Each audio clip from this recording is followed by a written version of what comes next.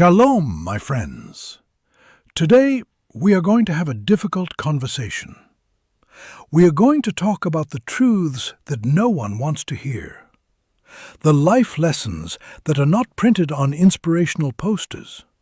The wisdom that is forged not in comfort, but in the fire of painful experience. The world sells you a fantasy of effortless success and perpetual happiness. The Torah, in its profound and sometimes brutal honesty, gives you the truth. And the truth, my friends, is that growth is not comfortable. It is the tearing of a muscle. It is the breaking of a bone that heals stronger.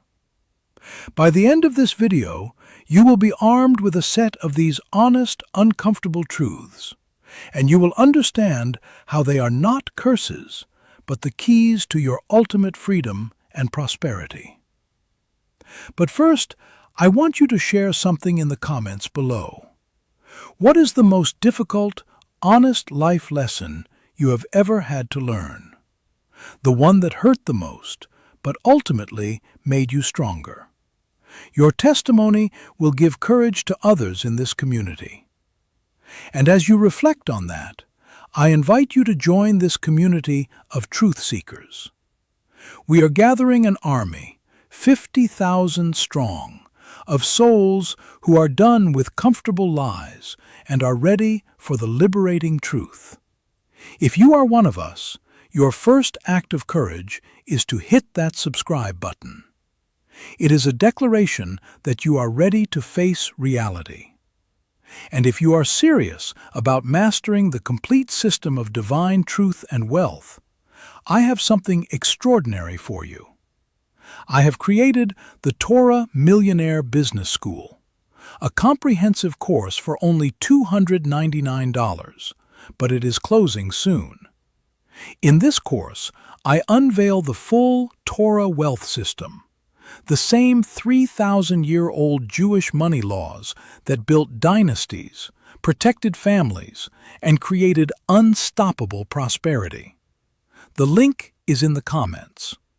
This is not a course on platitudes. This is the unvarnished truth about wealth. All right, let's step into the fire. I remember a time in my early career when I was a student of a great mentor. This man was brilliant, charismatic, and he had taken me under his wing. I revered him. I hung on his every word. I defended him fiercely. He was the stick that I, a blind man, used to navigate the world. And then, one day, I saw. I discovered, through a series of painful events, that this man was not who he appeared to be. He was manipulative, and his teachings were a mixture of profound wisdom and subtle self-service. The moment I saw the truth, the first thing I had to do was throw away the stick. The very tool that had helped me, that had defined my journey, was now the obstacle to my growth. It was one of the most painful and disorienting experiences of my life. I had to admit that I had been a fool. I had to grieve the loss of a hero. But in throwing away that stick, I was forced, for the first time, to learn to see for myself. That pain was the beginning of my true vision. This brings us to our first honest life lesson. 1. Sometimes you suffer. Not because you are bad, but because you did not realize when to stop being good to the wrong person. The Torah commands us to practice chesed, kindness. It is one of the pillars of the world. But there is a point where chesed without wisdom becomes shtus, foolishness. The Torah is not a manual for being a doormat. King Solomon, the wisest of all men, wrote in Proverbs, "The kindness of the wicked is cruel." You can pour your love, your loyalty, your energy into someone who does not have the capacity to receive it, or worse, who sees your kindness as a weakness to be exploited. You are not helping them, you are enabling their dysfunction, and you are draining your own life force in the process. Abraham, the father of our nation, was the embodiment of Chesed. He argued with God to save the wicked city of Sodom. But even Abraham had to learn this lesson. He had to send away his son Ishmael, not because he didn't love him, but because Ishmael's negative influence was a threat to the spiritual destiny of Isaac.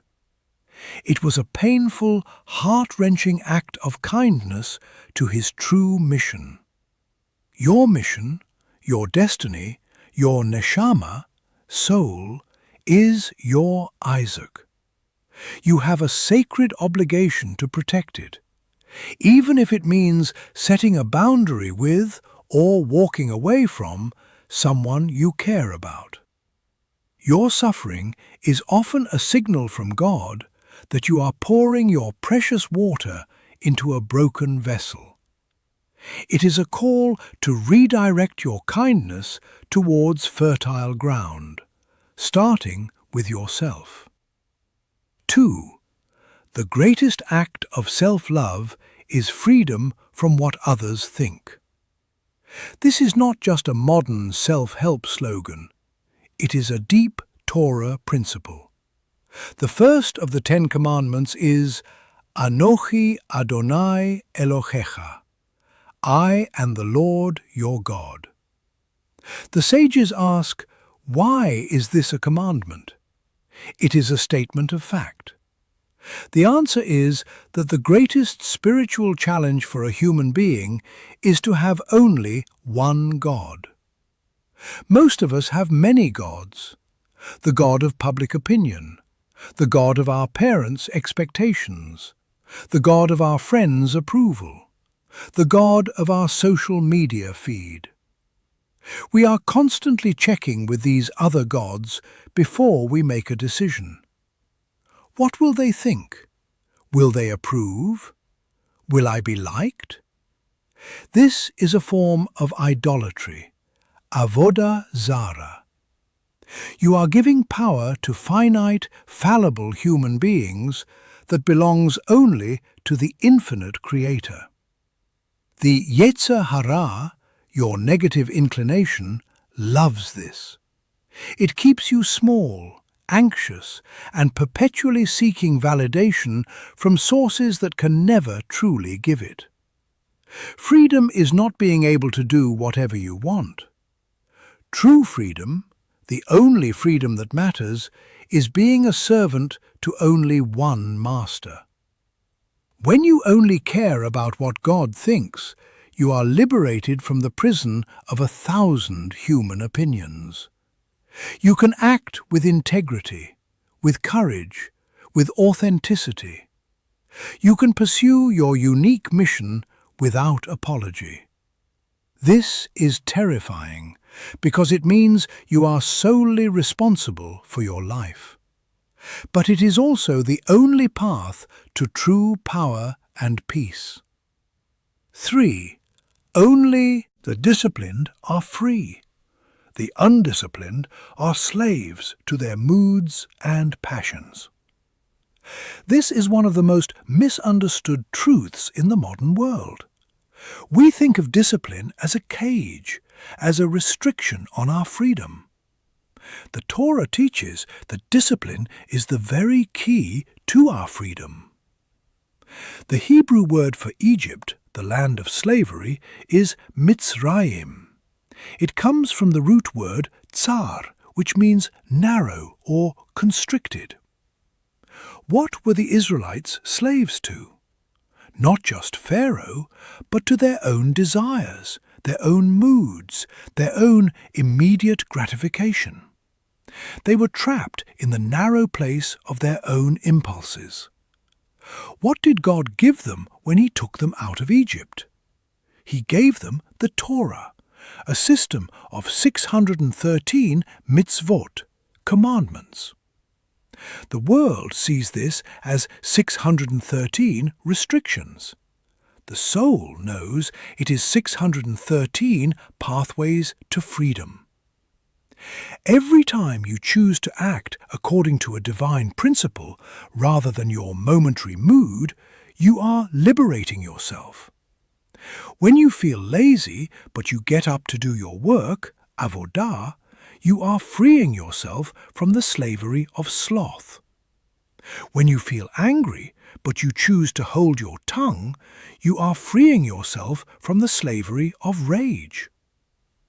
When you want to spend money you don't have, but you choose to live within your means, you are freeing yourself from the slavery of debt. The undisciplined person thinks they are free, but they are a puppet, and their moods are the strings. The disciplined person builds a life of intention, one virtuous choice at a time. They are the true masters of their destiny. 4. You grow as much as the truth you are willing to accept about yourself without running away. This is the essence of teshuvah, which is often translated as repentance, but more accurately means return. Return to what? To your true self, to the person God created you to be. The space between who you are and who you are meant to be is filled with uncomfortable truths. I am not as generous as I pretend to be. I am lazy in this area of my life. I am holding on to a grudge that is poisoning me. My financial problems are not the economy's fault. They are my fault. These truths are painful. The Yetzer Hara's primary defense mechanism is to make you run away from them. It creates a complex system of blame, justification, and victimhood to protect your ego from the pain of self-awareness. But the ego is a cage. The truth is the key. King David, a man who made terrible mistakes, was called a man after God's own heart for one reason. He did not run away from the truth about himself. When the prophet Nathan confronted him with his sin, he did not make excuses. He said simply, "Chatati la'Adonai," I have sinned against God. In that moment of brutal self-honesty, he began the process of teshuvah. Your growth, your wealth, your success are all waiting for you on the other side of the truth you are currently avoiding. You must have the courage to look in the mirror and not flinch. 5. You can't make someone love you by giving them more of what they already don't appreciate. This is a painful lesson that many of us learn in relationships, in business, and in life. We think that if we just try harder, give more, sacrifice more, the other person will finally see our value. This is the logic of a beggar, not a king. The Torah teaches that we are created B'Tselem Elohim, in the image of God. This means that we have inherent, infinite value. Your value is not determined by someone else's appreciation of it. It is a fact. When you give more of yourself to someone who does not appreciate what you have already given, you are devaluing yourself. You are teaching them that your time, your energy, and your love are cheap. This is not kindness. It is self-abasement. The correct response is not to give more, but to pull back, to create a vacuum. Sometimes it is only in your absence that a person can recognize the value of your presence. And if they don't, then you have your answer. You have been trying to sell a diamond to someone who is looking for a rock. It is not a reflection on the diamond. It is a reflection on their vision. You must have the courage to take your diamond elsewhere, to someone who recognizes its worth. This is not arrogance. This is spiritual self-respect. 6. The first to apologize is the bravest. The first to forgive is the strongest. The first to forget is the happiest. There is a profound teaching in the Talmud. Kol ha'ma'avir al midotav, ma'avirin lo al kol pesha'av. Whoever forgoes their retribution, all their sins are forgiven. This is not about being weak or allowing yourself to be abused. This is about understanding that holding on to anger, resentment, and the need to be right is like drinking poison and expecting the other person to die. It is a form of self-destruction. When you are the first to apologize, even when you are not entirely at fault, you are demonstrating gevurah, strength. You are saying, my peace is more important than my pride. When you are the first to forgive, you are demonstrating rachamim, compassion. You are releasing yourself from the prison of bitterness. And when you are the first to forget, to truly let go and move forward, you are demonstrating chokhmah, wisdom. You understand that the past is a place of reference, not residence. This does not mean you become a doormat. It means you refuse to let the actions of others control your inner state. You are free. 7.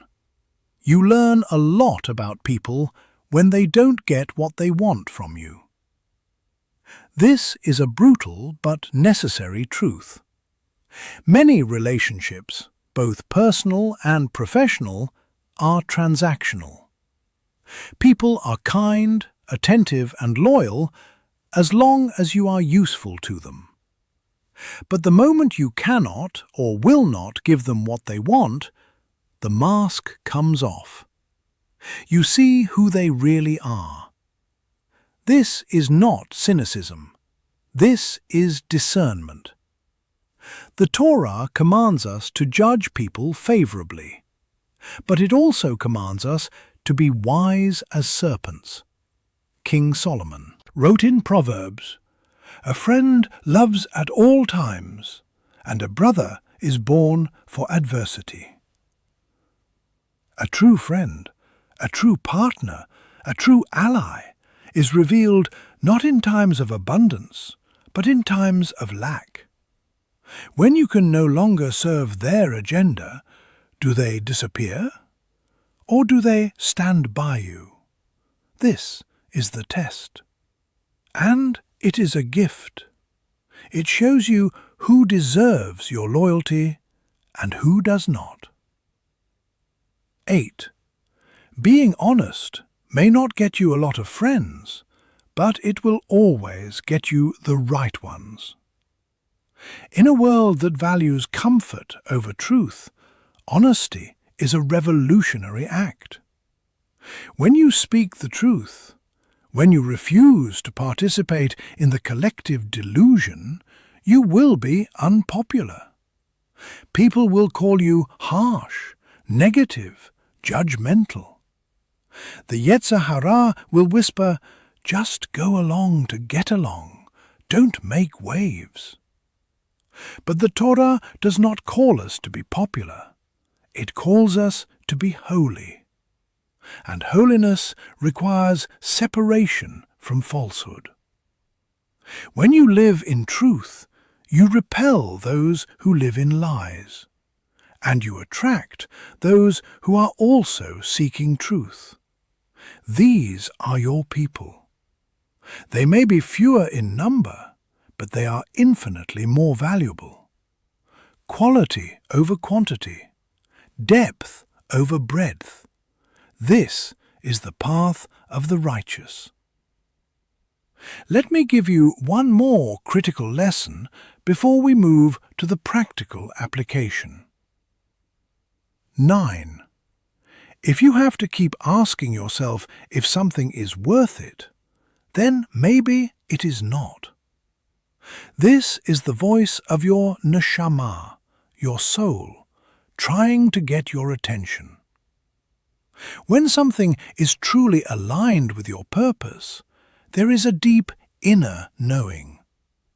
There may be fear, there may be doubt about your ability, but there is no confusion about whether it is right.